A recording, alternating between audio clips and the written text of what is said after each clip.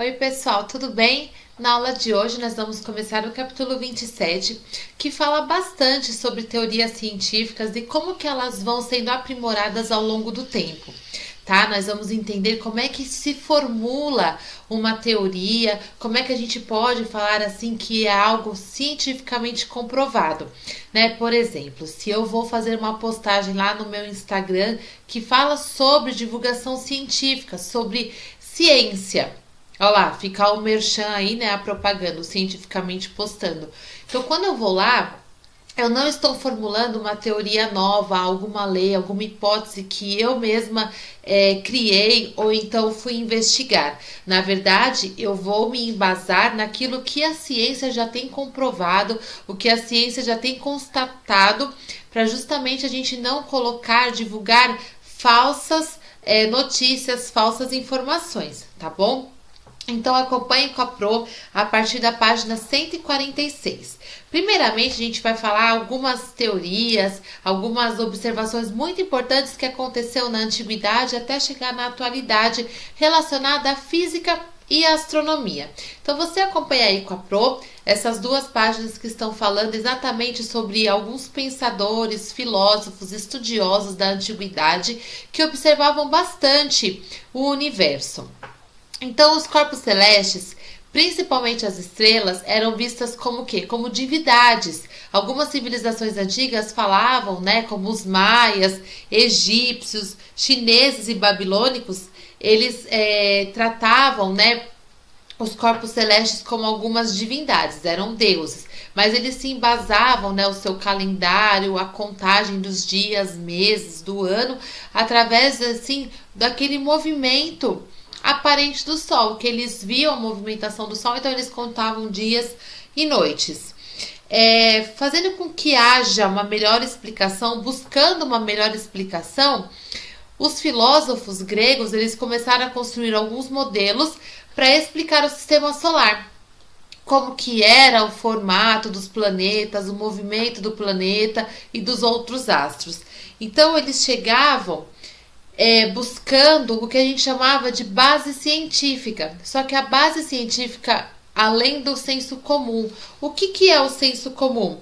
É o que o mundo compreende da natureza. Então, eles já começaram a ver a necessidade de buscar algo que de fato comprove tudo aquilo que a sociedade já pensava, mas eles queriam agora ter uma constatação.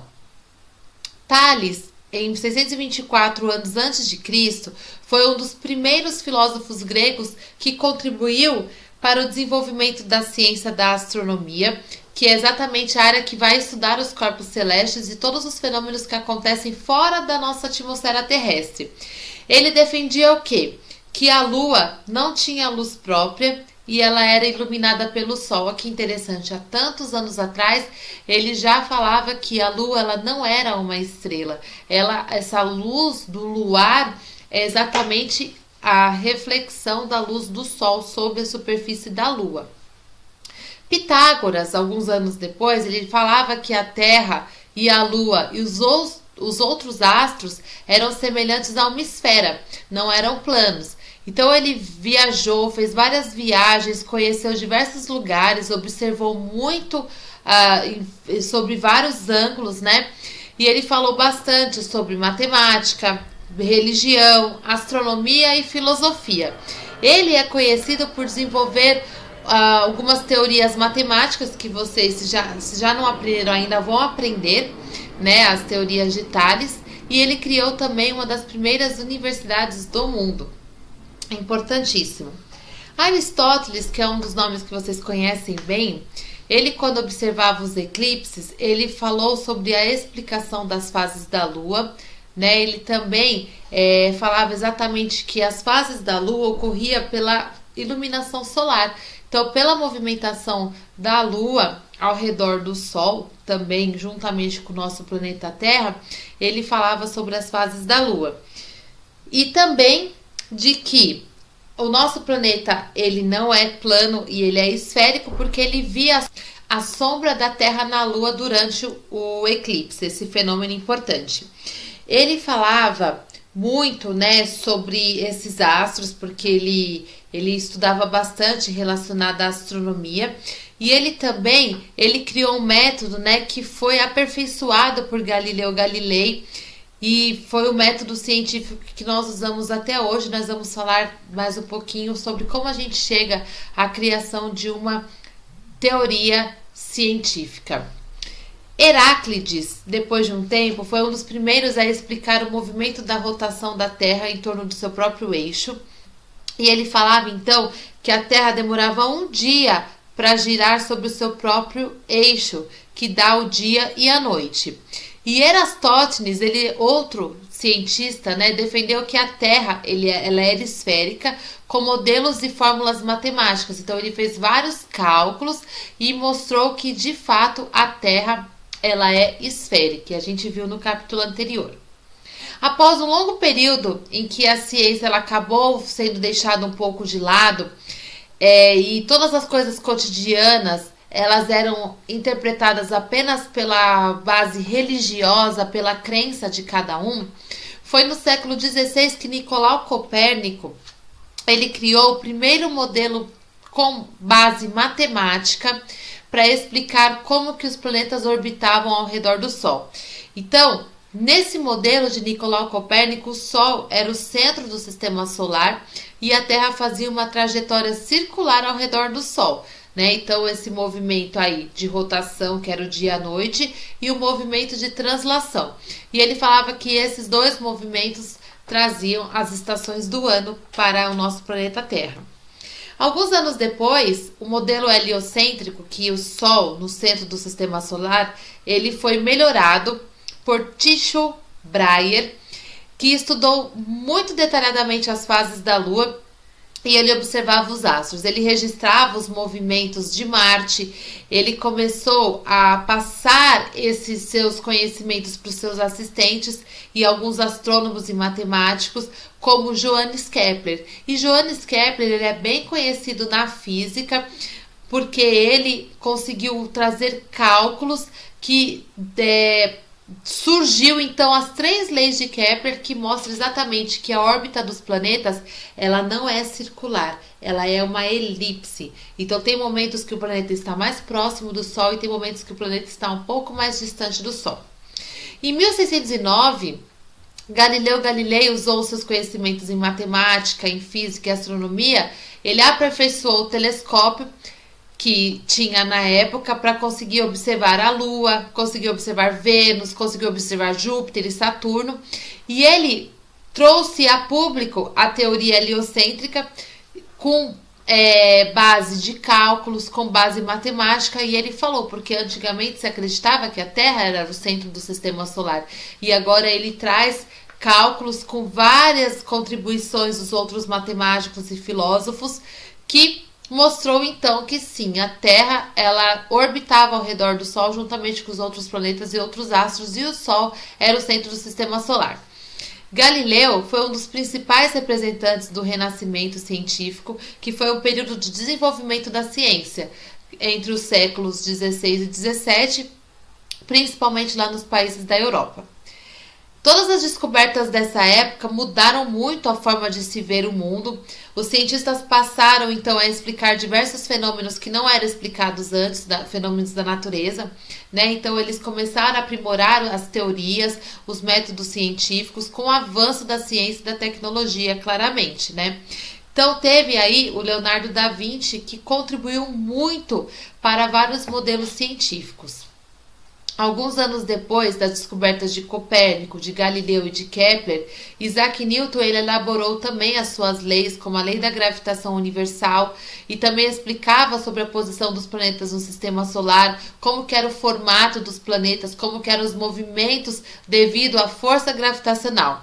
Então ele começou a pegar vários escritos, várias cartas dos astrônomos e físicos anteriores para embasar os seus conhecimentos e também elaborar os seus próprios modelos científicos. Nos últimos anos, a astronomia ela veio evoluindo e a partir do século XX, vários avanços tecnológicos permitiram determinar a posição exata, os movimentos dos planetas, dos astros, como que são as propriedades dos corpos celestes. Então a gente teve a publicação da teoria da relatividade de Albert Einstein, que possibilitou uma gama de descobertas sobre todas as leis do universo, as leis da astronomia, e ampliou muito os conhecimentos da física. E aí se teve a construção de diversos instrumentos, diversos telescópios, muitas pesquisas feitas pelos astronautas, que inclusive eles estão na estação internacional que está aí orbitando o nosso planeta. Então a gente vê que quanto mais se aperfeiçoa a tecnologia, mais descobertas são feitas sobre o nosso planeta, sobre os seres vivos e também sobre o que há no nosso sistema solar e na nossa galáxia. E a gente vê como é que nós devemos nos comportar para preservar a vida no nosso planeta. Então, são muitas contribuições que vão avançando ao longo do tempo e vão agora tomar com base o que a gente chama de método científico, a metodologia científica.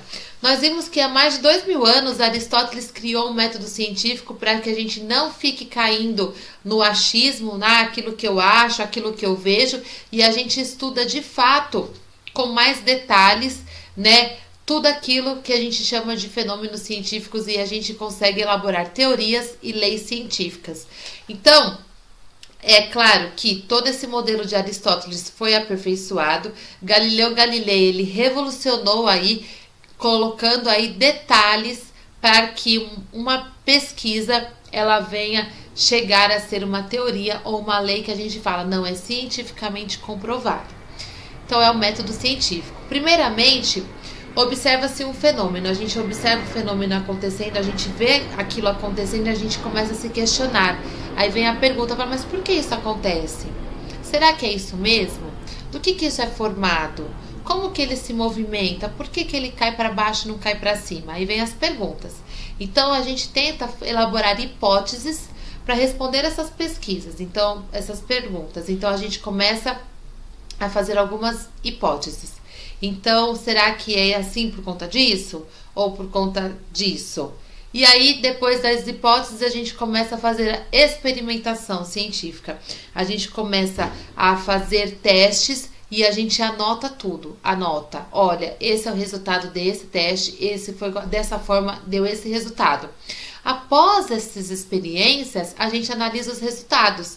Se após a análise dos resultados a gente vê que a nossa hipótese estava errada, a gente volta a experimentar com outra coisa, com outro detalhe. Se após a análise a nossa hipótese estava certa, a gente divulga, porque houve a elaboração de uma teoria. A gente concluiu, então, essa teoria que foi agora comprovada cientificamente. O estudo da química, ele também traz metodologia científica para elaborar diversas teorias e também vem mostrar para nós a resposta de muitas dúvidas que se tinha na antiguidade, e agora com o avanço da ciência e da tecnologia, a gente consegue responder com maior veracidade tudo aquilo que a gente tinha de dúvida.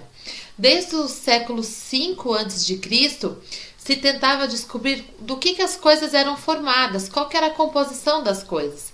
Os filósofos gregos da época, Leucipo e Demócrito, eles pensavam que a matéria não era divisível. Então, a matéria, ela era infinita, só que ela era composta de partículas menores, invisíveis, chamadas átomos.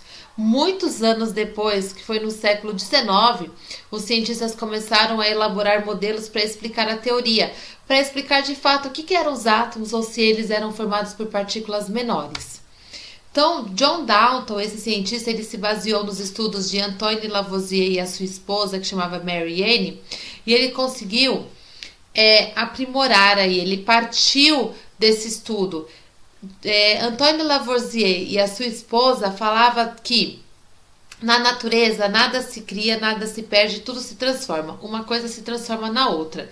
Então, John Dalton, ele pegou essa teoria, essa lei da conservação das massas de Antoine Lavoisier, para melhorar e verificar aí através de experimentação como que era o átomo e como que era a estrutura atômica, que o átomo ele forma tudo que é matéria. O que é matéria? É tudo aquilo que tem massa e ocupa lugar no espaço. Todas as coisas são formadas de matéria. Então ele publicou a sua teoria, chamada de teoria atômica, em vários livros e várias palestras. Com o passar dos anos, outros cientistas começaram a provar que o átomo era formado por partículas ainda menores. Então, assim, John Dalton ele acreditava que o átomo ele era uma estrutura maciça e indivisível, mas aí surgiu Thomson, Rutherford e Bohr, 3 cientistas que explicavam melhor a estrutura do átomo. Cada um deles apresentou uma nova contribuição. Então a gente não pode falar assim que John Dalton estava totalmente errado. Ele poderia estar equivocado, mas para a época dele ele fez um avanço muito importante. E aí a gente vê como se fosse uma escada. Cada degrau foi importante para que a gente construísse o modelo que a gente tem hoje do modelo atômico. Então, antigamente, o modelo de Demócrito e Leucipo era baseado em conceitos apenas filosóficos. Então, que o átomo ele era indivisível. Depois de milhares de anos, o modelo de Dalton falava que o átomo era uma bolinha maciça com base em dados experimentais com o avanço científico para a época. Depois veio Thomson com o modelo de que o átomo ele tinha elétrons, que é umas partículas menorzinhas na sua superfície. Esse modelo a gente chama de pudim de passas.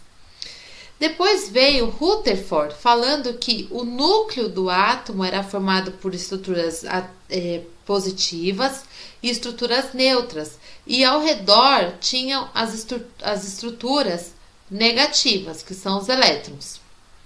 E aí, por fim, veio o modelo de Rutherford-Bohr mostrando exatamente o modelo atômico que nós usamos na atualidade, né? Dos elétrons girando ao redor do núcleo com uma energia. Então, vocês podem observar que o modelo passou diversas modificações para que a matéria é formada do átomo. E o átomo não é a menor parte da matéria, então a gente tem prótons, nêutrons e elétrons, que são partículas ainda menores. E ela não poderia ficar de fora, a biologia. Nós já falamos um pouquinho da física, da química e agora nós falaremos da biologia e a teoria da evolução. Charles Darwin, que foi um naturalista importantíssimo para a ciência, ele observava muito todos os seres vivos ao seu redor, tanto plantas quanto animais.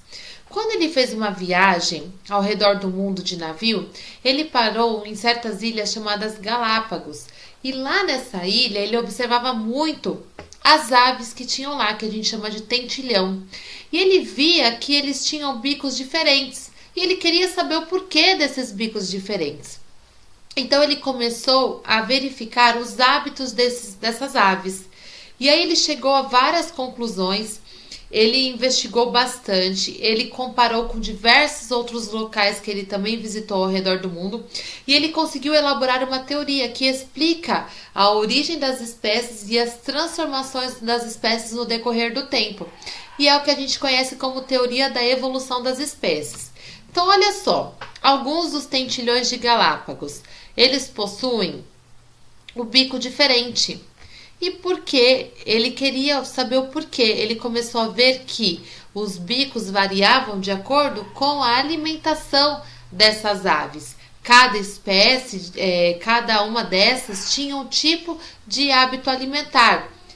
Pequenos animais, pequenos insetos, frutas ou sementes. Então o bico vai variando, justamente porque é o bico mais adaptado para o tipo de ambiente da região que essa ave vive. Então ele começou a comparar e verificou várias características de diversos seres vivos e ele viu que essas características elas vão se transformando no decorrer do tempo e elas vão sendo selecionadas. Aquelas características que são mais adaptadas, mais positivas para a espécie naquele ambiente, elas permanecem. Agora, aquelas espécies, aqueles seres vivos que não têm aquelas características, ou então suas características não são bem adaptadas ao meio em que ele vive, elas vão desaparecendo de acordo com o que o ambiente impõe. Então os seres vivos eles acabam competindo entre si e aqueles que têm as características melhor adaptadas àquelas condições do ambiente sobrevivem e esses que conseguem se reproduzir e dar essas características para os seus descendentes. E aqueles que não têm essas características boas acabam não conseguindo chegar na vida adulta, não conseguem reproduzir e essas características acabam sumindo ao longo do tempo. E esse mecanismo a gente chama de seleção natural. Então não é o mais forte, não é o mais inteligente que sobrevive, em si o mais adaptado.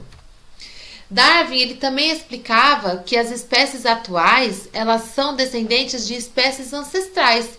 E essas espécies ancestrais elas vão se transformando ao longo de muitos anos, e as características mais adaptadas vão trazendo aí seus descendentes com essas características e aí vão sofrendo transformações ao longo de milhares de anos.